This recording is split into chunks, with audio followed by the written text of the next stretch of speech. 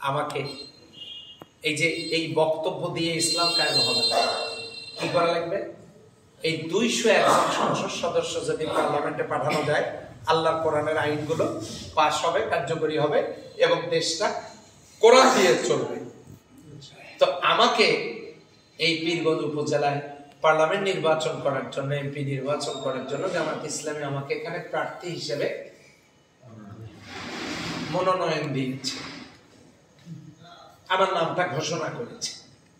তো আমি এই যে ঘোষণাটা দিয়েছে, এখন আমি আমার ইউনিয়নবাসীকে যদি তাদেরকে কথাটা বলতে না পারি, দাওয়াতটা না দেই, বা তাদের কাছে আমি না যাই, তো এই ঘোষণা দিয়ে তো কাজ হবে না।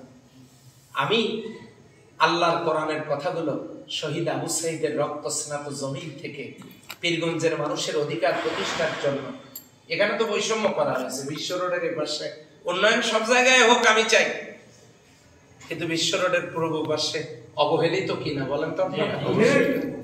তো সেই জন্য আমার ইউনিয়নবাসী, আমার এলাকাবাসীকে আমি বলতে চাই, আপনাদের হৃদয়ে কি আমার একটু জায়গা হবে? দেখি একটু কারা কারা একটু হৃদয়ে জায়গা দিবেন ইনশাআল্লাহ। জি আলহামদুলিল্লাহ।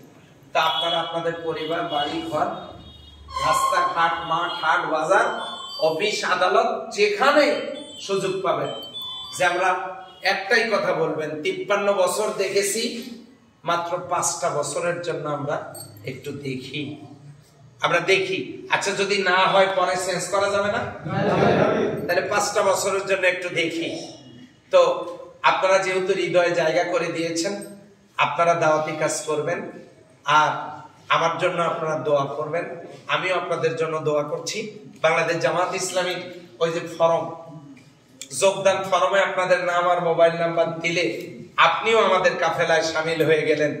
একসাথে মিলেমিশে বেঁচে থাকবো, বিপদে আপদে সুখে দুঃখে সবাই পাশে থাকবো।